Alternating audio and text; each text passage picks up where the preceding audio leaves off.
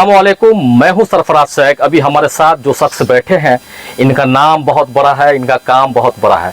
चाहे वक्फ बिल का मामला हो, चाहे पहलगाम का हमला, इन सब चीज़ों को लेकर के अगर सड़क पर आवाज़ उठाते हैं तो उनका नाम है आफ्ताब आलम। हमारे साथ मौजूद है औराई क्षेत्र के पूर्व प्रत्याशी भाई आफ्ताब आलम। सबसे पहले आपका बहुत बहुत शुक्रिया हमारे चैनल सरफराज शेख। बहुत बहुत शुक्रिया भाई।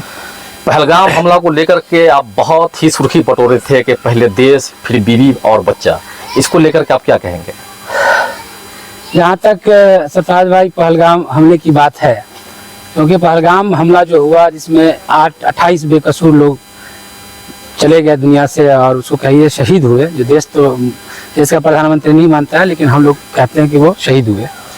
तो उसमें जितने भी लोग मरे वो बेकसूर थे, उनको पता नहीं था कि हम मारे जाएंगे, वो तो घूमने गए थे। और उसके बाद क्योंकि उससे पहले भी हमला हुआ था, पुलवामा का हुआ, पठानकोट का हुआ, उरी का हुआ, और उसके बाद भाई लगातार देश में हमले होते हुए आ रहे हैं। लेकिन ये जो हमला था वो सबसे ज़्यादा जख्म था कि इसमें बेकसूर लोग मारे गए थे।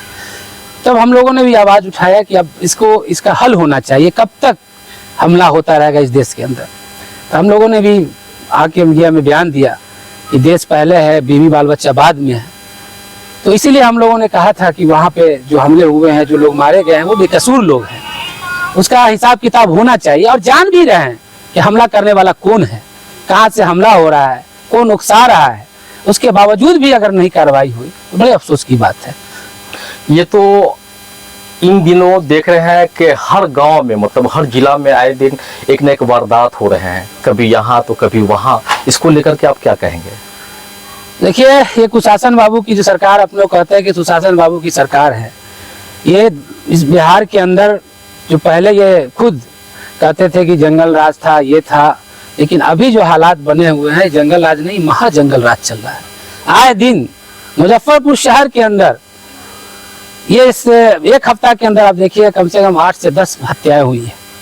अभी हाल ही में 2 दिन की बात है, ये जो देश का प्रधानमंत्री और ये बिहार का जो मुख्यमंत्री बेटी बचाओ बेटी पढ़ाओ का नारा देता है, बड़े अफसोस के आपके मीडिया के माध्यम से कहना चाहते हैं, ये कल की घटना है।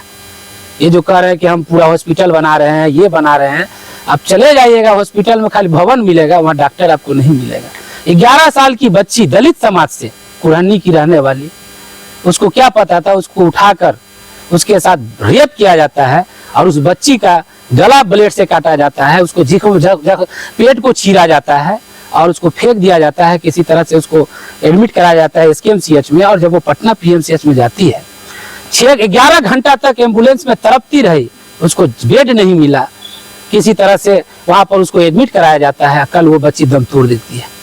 कहाँ गया सिस्टम, कहाँ गया बेटी बचाओ बेटी पढ़ाओ का नारा देने वाले, कहाँ गए जो कहते थे बिहार फर्स्ट, बिहारी फर्स्ट? चुप है, खामोश है।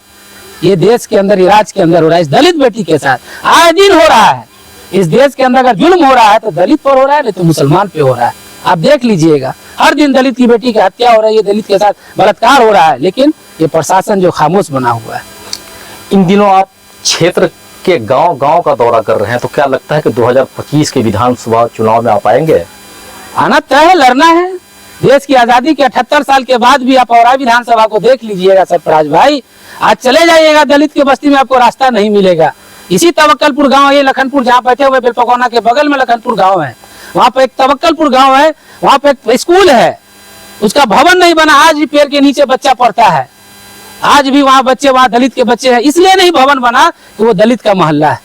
आज भी बच्चा खुले आसमान में, हम लोग पहले जमाने में पढ़ते थे कि स्कूल नहीं हुआ करता था, आज भी वहाँ स्कूल नहीं है।